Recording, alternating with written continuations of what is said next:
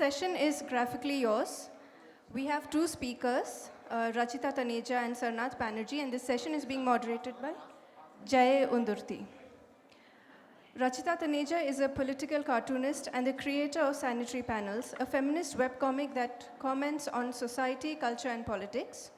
Through her work, she observes the mood of the country on politics and current affairs and aims to challenge myths and taboos around menstruation, mental health, and queer rights. Sarnath Banerjee is an Indian graphic novelist, artist, filmmaker, newspaper columnist, and co-founder of the comics publishing house Phantomville. He has authored 5 books of graphic fiction.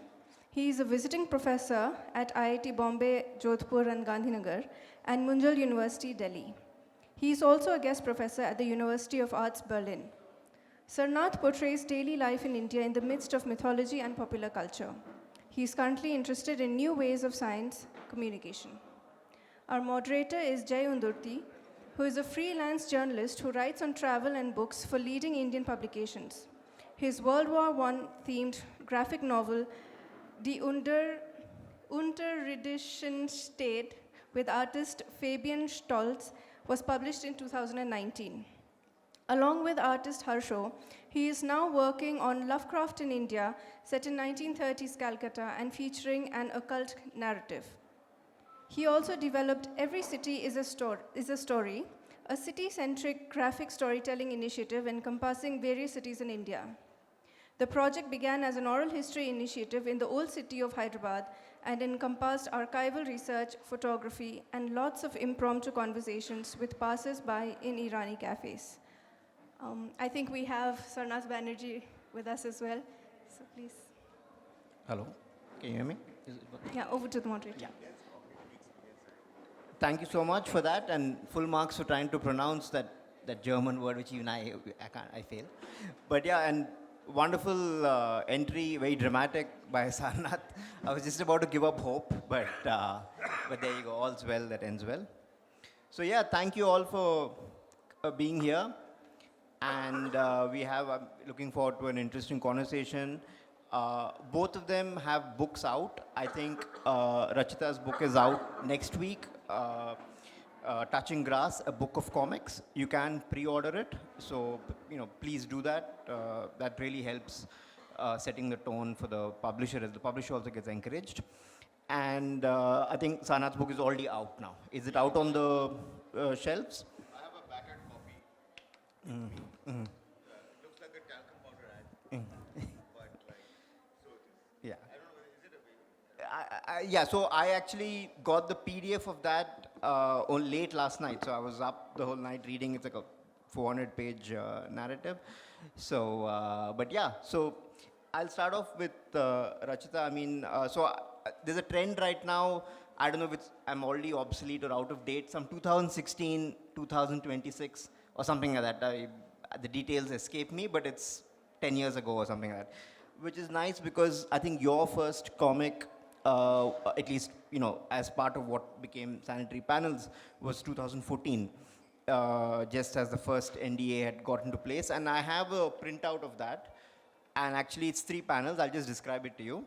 The first panel has 2 stick figures. One stick figure says, dude, Modi sucks. Panel 2, beat. Panel 3, the first stick figure is in jail. So, it works.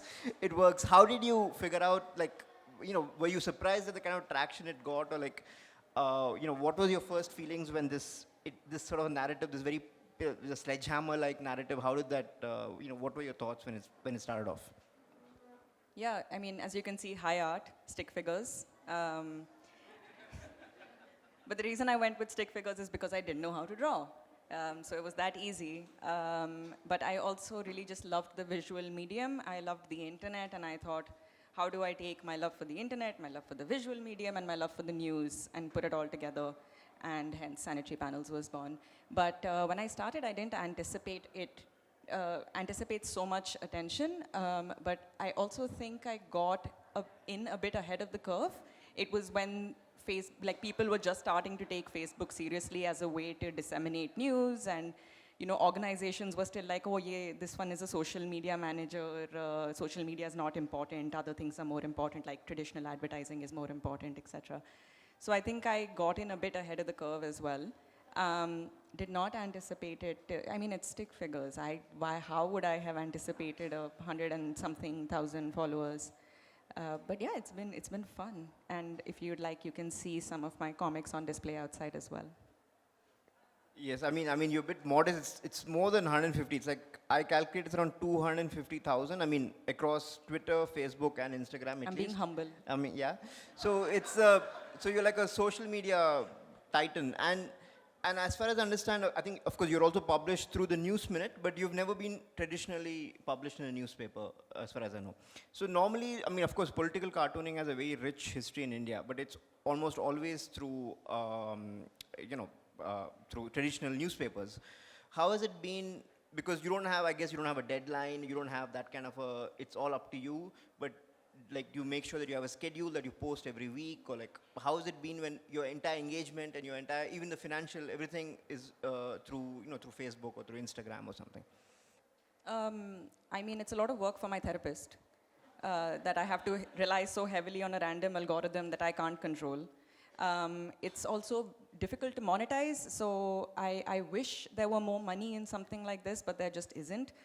Even for traditional editorial cartoonists, there are very few opportunities and a lot of creators. So there is a lot more creativity than there is a place to put it or a way to monetize it, which is why we all go to the internet and we all rely on mediums like Patreon or Buy Me a Coffee, where people can support our work. Again, I've gotten very lucky with getting the kind of audience I have, but there are so many wonderful political cartoonists on the internet. Like if you go through the people I follow on Instagram, you can find all of them. So I would also encourage you to like support political cartoonists, because there is some really good, hard-hitting art that will not make it to your newspapers, that will not make it, obviously, to your TV channels. Imagine Arnab Goswami with a political cartoon. I mean, he is a political cartoon at this point. So yeah, and I mean, Rachita can't talk about it literally because it's sub judice, but I think her cartoons also got the appreciation of the Supreme Court, which I think so the Attorney General of India has written very nice literary criticism of her cartoons, which are all there safely in the Supreme Court archives. So yeah, so that can't be talked about, but that just shows you that even stick figures can, yeah, they have a punch well beyond their impact. So anyway, so on to, I mean, I'll sort of ask you and then ask you, and then we'll open up the discussion. So yeah, so I had it was wonderful reading this, and for me personally, because I have read Corridor and I've read Barnaul's Wondrous Capers. I think those are the first two graphic novels which came out in 2004 and 2007. So would it be fair to say that this is a sort of completes like a trilogy, or is it like a triptych or something like that?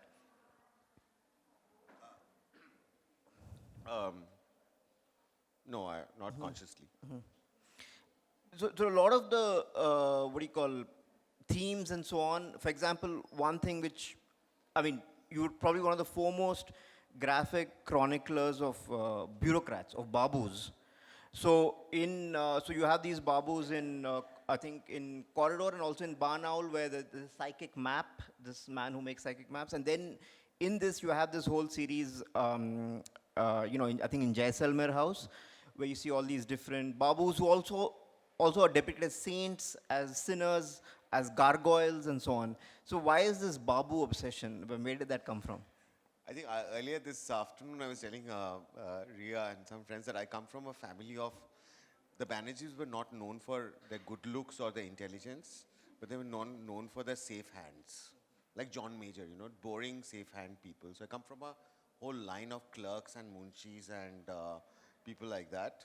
So I think coming from a admin-based family, who kind of know how to like fill forms and in triplets and things like that, and having married a Pakistani many years back, and therefore basically dedicating a part of my life to Ministry of Home Affairs, where Freud's essay on uncanny comes to fruition, where he says that living things might not be as living as they seem to be, and the dead things are not as dead as they are, which is where the uncanny happens. The kind of still life that I've experienced among the Babus in Jaisalmer House, which is the minister, and the life that I've seen in like the water cooler system and the files, and the melancholy and the poetry in like the stillness of the Babus versus the object, the aliveness of the object. It's just the most fantastic world. And it teaches you mindfulness. People spend a lot of money, mindfulness and eating millet and all what. And in the smart city, I had a cognitive experience. It's like kind of like a near-death experience trying to get to the location right now. Figuring out how the lift works, you need quantum physics to kind of figure out how it works and to get. We are like optimized to a future that is never going to come. And somewhere down the line, you realize when you're with the Babus, your spiritual life is taken care of. That teaches you patience, it teaches you humility, it teaches you like comfort in being with yourself. Also like sort of, you can learn crochet while you're waiting for your Nuri form, 33B LLTT form to be, some.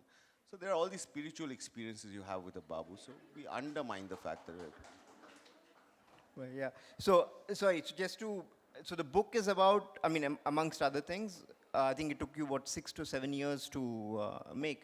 And it traces a sort of your, relationship and eventually marriage, and then the marriage breaks down, etc., etc. And then you're moving from India, and you're moving to Chicago, and then to Berlin, and so on. And I think, so you were here 2 years ago, and at that time you were talking about this book, and you said it's about the collusion of these two modernities, this sort of a mila-jula, to use your word, modernity, and a more organized one.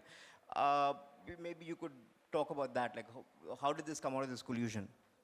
So like 16 years back, we were booted out of the country. And it was hard to leave because it was Dr. Manmohan Singh's last few years. And Delhi, I don't know about other places, Bangalore possibly, but Bangalore always felt like, it felt like the late Edo period. Floating generation, anything could happen. Once like this drunken man, I was taking the metro from Nehru Place in Delhi, going back home, and there was a tandoori chicken guy. And a drunken guy comes to the tandoori chicken guy and said, "Aapke yahan pe machli ka paya milega?" And I thought like, yeah, truly, in Delhi it's possible. It was a machli ka paya kind of a place, anything could happen. And leaving that kind of world to like this sort of morose Berlin landscape, Berlin is a great place to break up. Because until then the relationship was outside, fighting with home office, fighting with like the Sarkari Babus, and you knew who your enemy is. You move to Germany, and the fight comes at home. There's no one to fight. It's just endless coupleocracy. You're like two people, you're a kingdom of couples. That's all you have, each other. In Delhi, you are a whole buffer of friends. Everybody's life, So it was hard. And what funny thing, the consistency of the whole situation still is hard. Bent backward for 16 years trying to make Germans understand that nobody wakes up feeling post-colonial in India. If at all, some of us feel fairly colonial, what we do. But, so this is this clashing of modernities. Europe can only understand itself on its own terms. Meanwhile, we have our own kind of, world of like understanding. Of course, we're getting smarter. We have got lifts which takes cognitive experience to kind of, operate. But we are still sort of somehow kind of holding on to like our machli ka paya, And yeah, I like to, 7 years, and for me, writing is like being in a bathtub. I was telling someone else, I just don't want to leave. This whole idea of publishing is not important for me. It's just like keep on writing, and whoever, some people read, some people don't read. I probably have like 1/4, 1/6, like 100, I can't do the maths, a number of readers, but so yeah, it's just like writing for oneself, basically. And there's one section here where I think you go to Karachi, and there's a part, and you're also, that later features when you come up with the story of this inspector in the Karachi police and so on. And yeah, I was quite interested because, of course, the flavor of the day is Durandar, which is set in Karachi and so on, and which has all this underworld there. And do you think that world which you describe is now, let's say for people who are in the 20s or something like that, who've never known this Aman Ki Asha, whatever it is. Is that a completely alien world? Do you find yourself explaining that no, at one point we played cricket and it's very different from what it is now?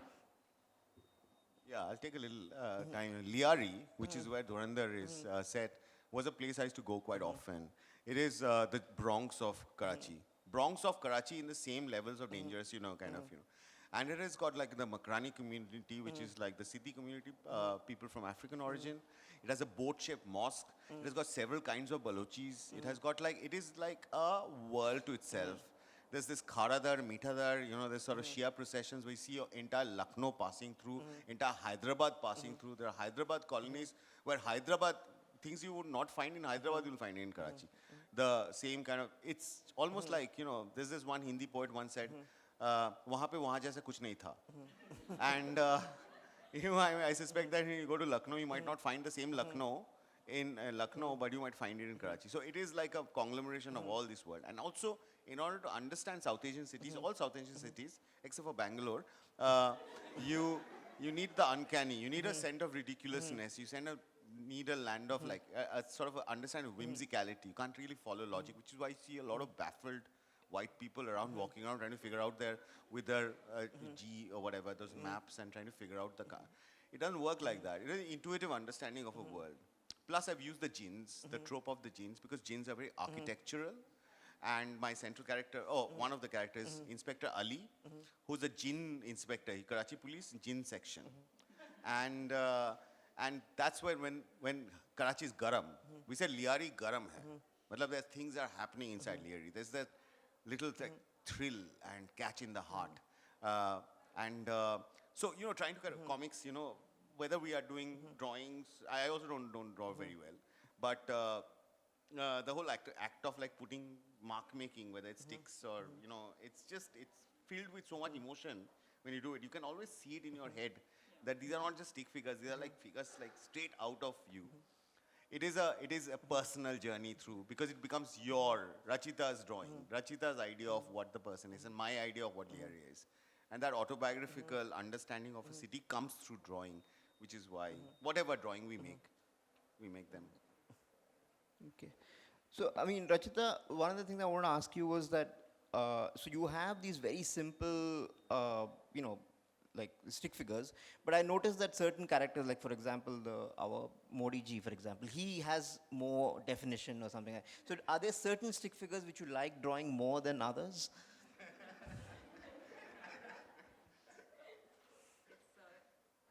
Is it working? Yeah. It's depressing because I think I can draw Modi best out of all of them. So that's kind of sad. It hurts. But no, I don't prefer one to the other. But sometimes I need to, draw a character because I'm speaking about a specific person. I need to draw them. And sometimes they're very easy to caricature, all right? Their faces already look like caricatures, like Arnab Goswami.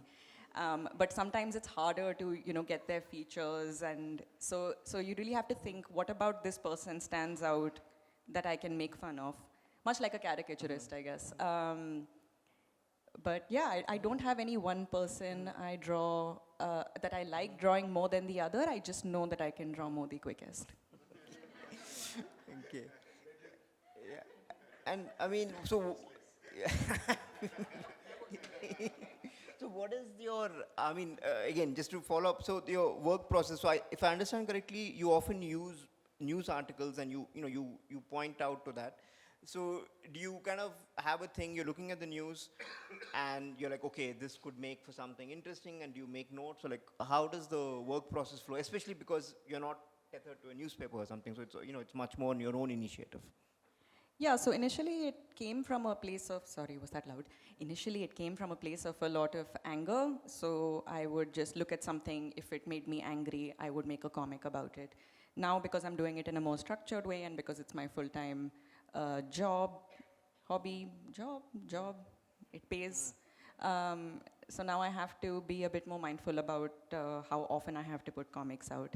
Because, once you put capitalism on anything, then it becomes structured like this. It sucks the fun out of it. I mean, I still have fun doing it, but you know what I mean. So now I need to have a schedule. So now I look at a piece of news, and usually an idea comes to me pretty quickly while I'm reading the piece of news. There are times, obviously, when I'm like, I have to make a comic about this issue, but I have no idea what to write, what to draw. And so I'll sit with it. Sometimes it comes within a day, sometimes it never comes. And sometimes I put out something I'm not 100% happy with, but I have to put it out anyway because I feel like it is important to talk about a piece of news. And like you normally, I mean, I've seen even the exhibition as well. I think you start off with a very like this 3-panel format where you have the setup. There's a beat, there's a pause, and then you have the payoff. But over the time you've sort of expanded that. So do you see yourself doing longer strips or more panels in a page and so on? Yeah, I mean, it depends on the joke. So I don't sit down and make the number of panels and then, so I write the joke in my head and then start drawing. So the idea usually has to come fully formed to me before I can even start drawing. And so it depends on the joke. There are some of my early comics as well, like I think some comics on demonetization that were 6 to 8 panels. So yeah, fully depends on the concept, especially if it's something that I'm trying, like that's loaded and I'm trying to explain. Yeah. And I mean, I guess right from the start, there must have been a lot of, positive reactions, or there could also be things like the Attorney General has said, but in a more, so how have you coped with, or maybe you can just, if people are unaware of that, of this sort of amount of sort of hate mail or whatever it is, like how did it ever get to you, or did you think I should stop, or you just want to keep going? Yeah, at the beginning, when I was also like a lot younger, this is 12 years ago when I started, so at the beginning I would get rattled, obviously. I still get rattled, I'm sure, I just have better tools to manage the rattling. But also what I started doing was with the hate specifically. With the love, please keep it coming. I mean, I want it. Thank you. But with the hate, what I started doing was to screenshot images and just share them and show people the kind of trolling that you receive, because not everyone is chronically online like I am. Not everyone is saying something that can get them so much attention and hate. So I just want to show, like this is a sample. And then right next to it, I'll put a buy me a coffee link. Sweetly, I'll put a Patreon link. And people start donating more to your work when they see how much shit you're getting. And so now when a troll trolls me, I'll be like, I'll just make money off of you, man. If you want to hurt me, just don't engage with my comic. Okay, so yeah, so I mean, I think this is the attention economy. And I mean, this question for both of you. So if you have, for example, people talk about target audience, but in many cases, your audience is the target because you're attacking the middle class, attacking all these people who are also there on Instagram, who are also reading English. So how is this tension where a lot of the things that you are writing against are also from the same class who are going to engage with you, are going to read with you? And similarly for your work, like, I mean, you have, obviously there is a bit of European or international funding which kickstarts many of these projects, and I've also gone through that, where they have a certain image of India which they would like to see. And and you have to, when you make your work, you have to, how do you engage with their expectations of what this India is going to look like? Comics is too lo-fi for Europe, but Europe does have my friend Gautam Pemaraju was talking about certain films which have recently been awarded multiple awards that they have. He was talking about how Indian films have to go through, when moment an European hand comes in, that film suddenly becomes like a bit more fitted, checklisted. And if you notice, like the current films which got awards and things like, it has the European imagination. Marjan Satrapi also once mentioned that the book he wrote, Persepolis, was for a European audience. It was about like an Iranian woman escaping the mullahs and like being, you come to the West, and then that's where like the full identity of this highly elite Iranian woman. So it is, you're constantly, you should be aware. I mean, you have to play that game. But as I told you, Europe only understands itself through its own Um yeah, I don't get that much European funding. I don't that much. Uh, but yeah, there is definitely a need to have fitted narrative. We are in the age of fitted narrative. You have to sort of, you have to kind of a certain kind of identity politics. Even desis play the game. So it's always like decolonial dal made with free tomatoes on, or post-colonial, whatever, matar paneer. So the people also play that game to kind of, you also sort of, and also the older migrants versus the newer migrants, AfD, which is our right-wing party in Germany, they are against migrants, but they don't realize the fact is migrants are the best way to check migrants. Because one migrant doesn't really want another migrant to come in because your resources are then being divided. So there are all these sort of, and there's always the fight between the spora and the diaspora. Spora being me, diaspora being people who've been there in, whichever airport you go to, like Heathrow, the guy who's like checking you 3 times and asking you several questions when are you going back. People who look like you and me. So there are all these sort of caste and class and racial dynamics that you are part of. It's interesting. I forgot the question. So basically,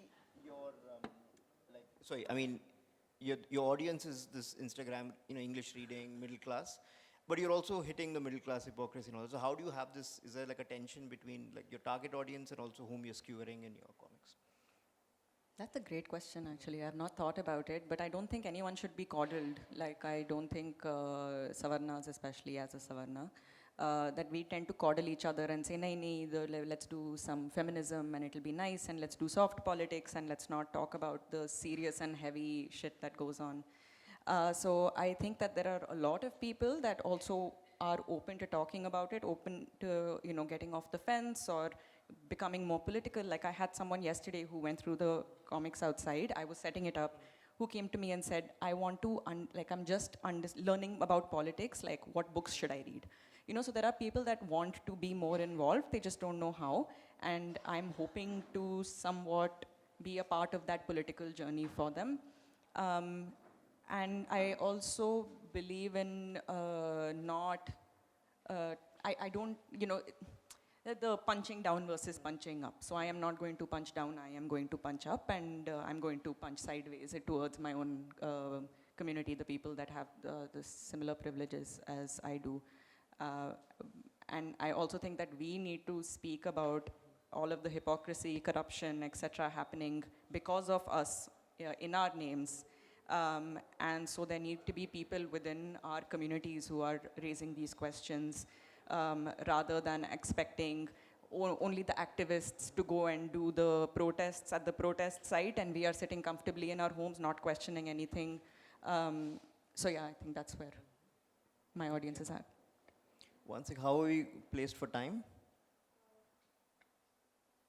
Okay. So you had mentioned, Sarnath, something about, people talk about critical thinking, and you said, no, there should be something like critical imagination.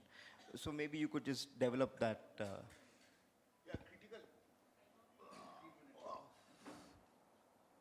critical imagination deficit is an idea that I had been thinking of because I had to give a speech at the institution where I teach, which is the University der Kunst, University of Arts at Berlin.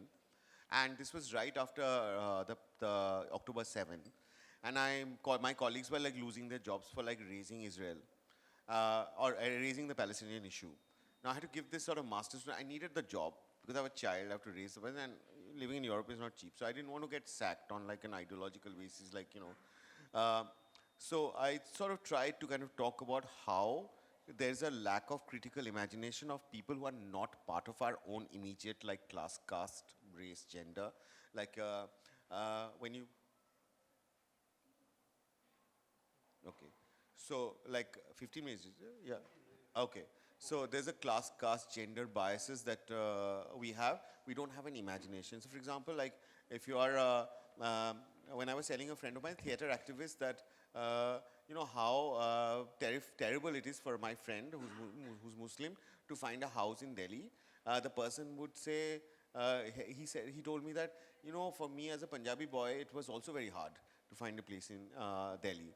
So it is basically how people actually have no imagination of what it is to be like, and the hypocrisy that you're talking about. And this is more like sideways. This is like people of like our class, you know, like Hindu liberal, so to say. No imagination of what. Similarly with like sort of the Western white liberal people like the PEP, progressive except for Palestine, sort of situation. That is when we came up with this idea of critical imagination deficit, where you've read everything about Heidegger has written or whatever, all these sort of, you know, Western philosophers, Frankfurt School people after it. So you know all about critical thinking, all that sort of stuff, but you don't have an imagination of what it is like for a person to kind of have a half-finished Lego. Siren comes, you go in wherever, run away for your life, and you come back, forget about the Lego, the house is not there. You planned a meeting rendezvous. People love making social rendezvous 3 months in advance. You want to meet a friend like, Jai, you want to meet? You say, October 15 between 3 and 4:30, I'll be free, we can meet outside Jubilee. Jubilee might not even exist, you know, in certain places, because Jubilee might have bombed out of his like side. So people, the complacency that you're talking about of like people sitting inside their houses and like sort of building their own world, they have no imagination. I don't have any imagination of what it is like to be, I don't know, somewhere, some other place, stuff like that. We can just imagine. And we have lost that imagination because people only like sort of figure. And it's getting worse and worse. And critical imagination deficit was my speech, which later on became the topic of the Berlin Biennale, where I did a series of picto-textual, sounds nice, and picto-textual auditory installations. Yeah, grant comes through having the right themes. Intersectional, there's that. Those are the words you have to use. But radical joy. I wonder what would have happened if, you know, Mary Shelley had to write, get her project. You know, what would she have written for her proposal? You know, so it's a weird world. You know, it should just like lock oneself up. So, I mean, this critical imagination kind of brings to the thing that, for example, I think, for example, Corridor was something in the early 2000s, Delhi. And then you had Barnaul, and then, of course, this one, which kind of looks at 2006 to 2014 or something like that. And that was also when, were you based in Delhi at that point? Yeah. So when you had the whole, so you had this first wave of protests, I think, this Anna Hazare movement and so on, the India Against Corruption, which helped the India. And then later you had this anti-CA protest. So you can actually sort of look at these protests. Would you say that now, I mean, subtlety is out of the window because this is this new world where you have to use a sledgehammer to, like, you can't have this oblique approach or subtle approach. Like, is the sledgehammer now the symbol of our age? I certainly am out of fashion because my son calls me out for being too much of a subtle. And I can understand, you can't be subtle about certain parts of the world. So. Yeah, it's like if you are polite in polite society, but there is no polite society anymore. If you are trying to work with people who are just doing propaganda and vitriol and hate, like you can't, you know that Michelle Obama said, when they go low, you go high. It's like, no, actually that's not going to work anymore. When they go low, you kick them in the nuts or in the face. But I don't think subtlety, at least in India, is working. I haven't worked outside. True. It depends on what you also want to do. I mean, there is, of course, 100%. yeah, like the kind of the amount of impact that Rachita's work has had, like among younger people, like not just here, because we had her, she was there in Berlin. We had her. She was there in Berlin, and there was this fantastic gathering of people, and the electricity that she produced in this gathering of people in Berlin was just phenomenal. You know, because people wanted that kind of stuff. People wanted to kind of put a sort of voice, you know, articulation of the anger and all that, and not just like the political figures, also like the middle class society that produced those those political figures, and that was commendable. You know, that was fantastic. So that intention.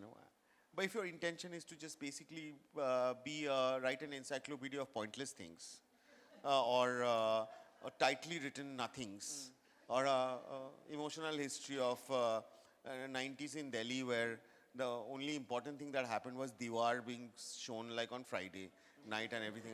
And people sort of think that it's nostalgia. It's not, sorry, it's not nostalgia. It's like losers, trying to depict a time where you were completely a loser, and even worse, 4 o'clock in the morning, you're waiting for the tanker to come. Your life isn't, what about early morning sex or erotica? Nothing. You put the pump on, you come in. So these are also worlds that we've grown up with, and one needs to like sort of cover it. So the different intentions and. I think art occupies many different spaces. There are many different things art hopes to accomplish or accomplishes. And so like they will have different outcomes, or they will have different intended outcomes, whatever the artist is trying to say. I try sometimes with more subtle comics, but honestly people are looking for more angry, more like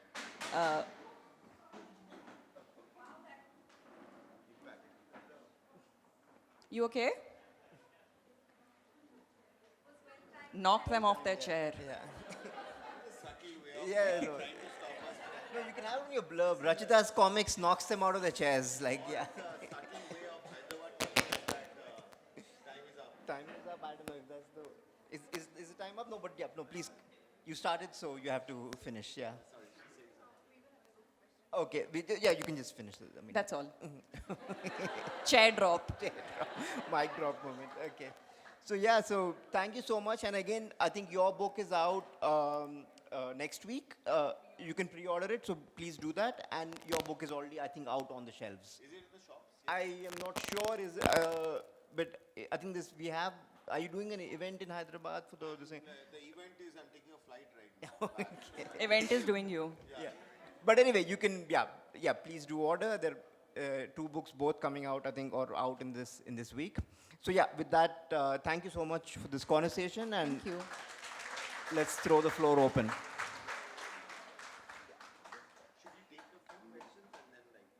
Yeah. So we'll do that. We'll just take 2-3 questions at a time, and then we'll all answer them. Yeah. That gentleman. Hello. This is for Rachita. So we talked about trolls online and threats online. Does it get more IRL, as in when you go in the public, does it get more real? Or do you get other kind of actual physical, like fear of any physical danger, or does it get more real and you have to take any, like how do you manage that? Do you take any legal steps? And all I those? stay at home. But genuinely, like this is the advantage of being an introvert as well. That I'm very happy staying at home. Once in a while, I'll do like indie comics fest or like this panel, but otherwise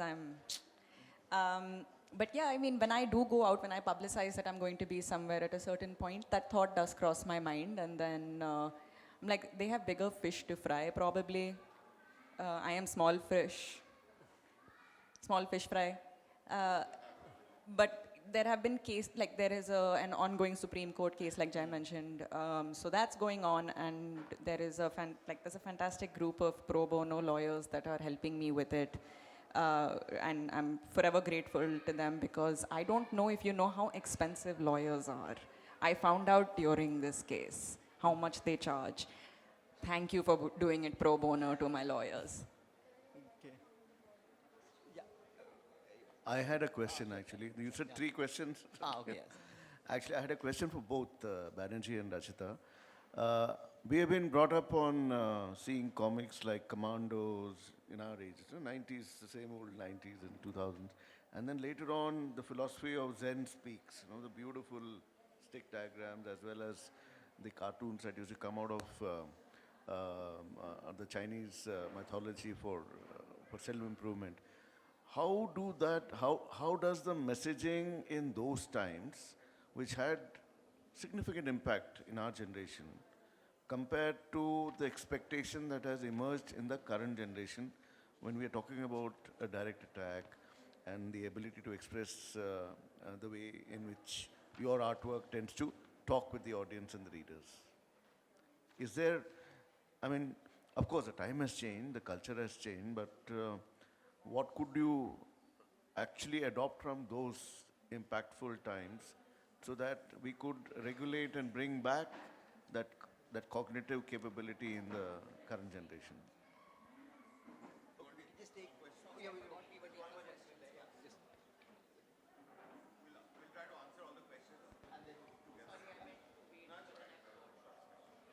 Okay, I had a couple of questions actually. So, like, what you're doing is essentially educational entertainment in some ways. Yeah. So, are you using educational entertainment as a revolutionary force? Have you thought about the possibility of using your comics to educate?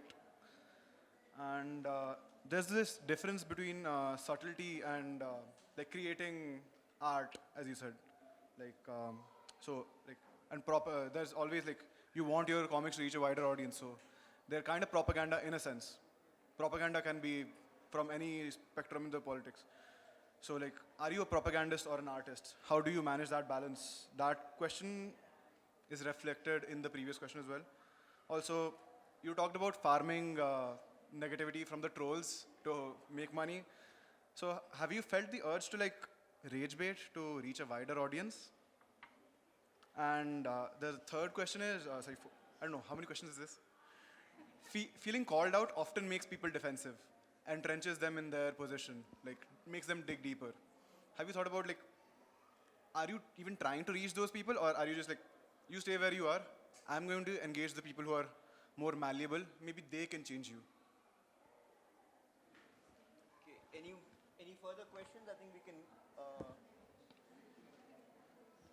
Yeah, then I think we can just close. If there are no further questions, we can just have the answers for these, and then we can close it. Is there one okay, sorry, the lady at the back. There.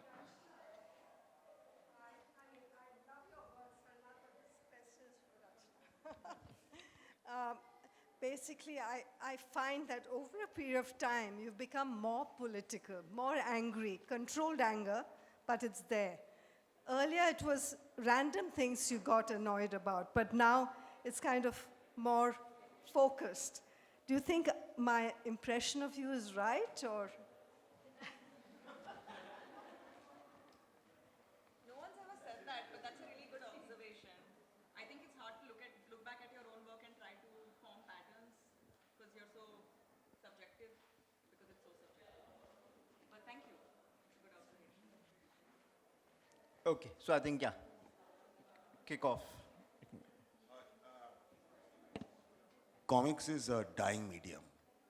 It is, or the indigenous comics that once we thought would work out, then the same thing that our generation read and got shaped by and cognitive was that bus has left. And there are other things that the younger people are reading right now, are consuming and shaping their ideas and thoughts and stuff like that. When it's comics, it's manga, usually another transplant from another world, which works very fast. It's all practically like an animation film. When we started off writing comics, we wanted to kind of, again, like, create an emotional history of our times. How did it feel? How did, I don't know, how did, Bombay, one afternoon in Bombay when nothing's about to happen, but something's about to happen, feel at that point of time. This is what me and a small group of people, Jai being part of it also, a group of comic book writers wanted to create. And we did it for our own pleasure, and it was small. Then what happened was some people wanted to become mainstream. Some of us wanted to become mainstream, and they wanted to do shit like Sachin Tendulkar and all that kind of stuff. And then, luckily for us, two people emerged in the scene. One is Chetan Bhagat, and one is Amish. They told us that, boss, don't go there. You become like us then. Yeah, then so nobody wanted to. Chetan is very highly charismatic, I love him. But none of us, for some reason, because we were losers, we didn't want to become him or Amish and write about Shiva and all that. So anyway, and our dream was to kind of have a shelf of Indian comics where we were capturing a particular world and how people lived as ethnography or whatever.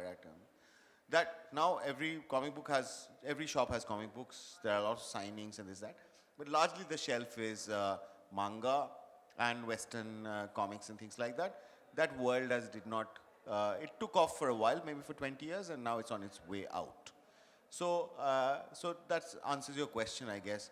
comics is not that kind of an influential medium. It has always been for a small group of people, at least the kind of comics I do, and some of my peers do.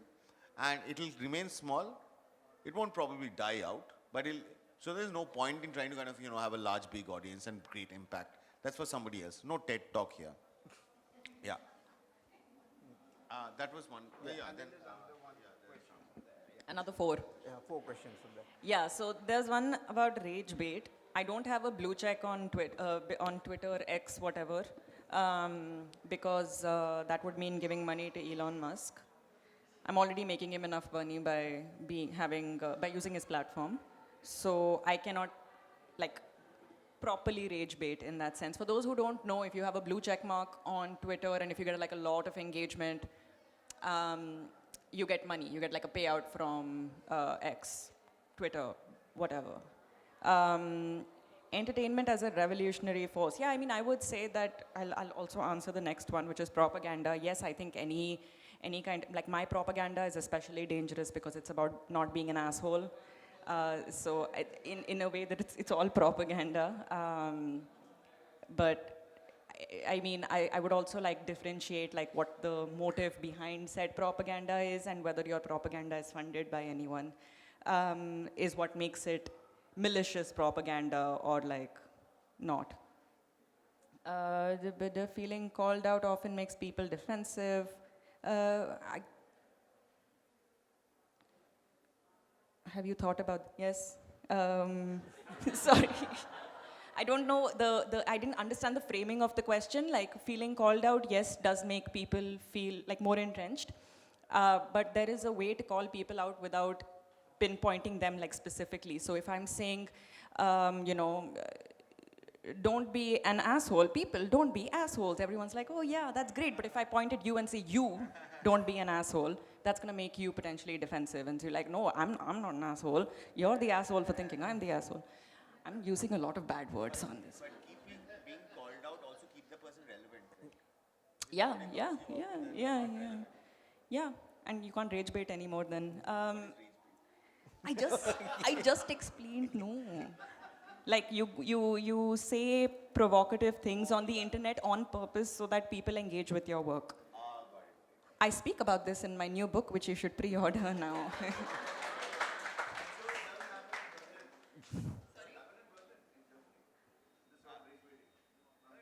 No, we live in a rage bait yuga, so I think this whole existence is a rage bait. Yeah.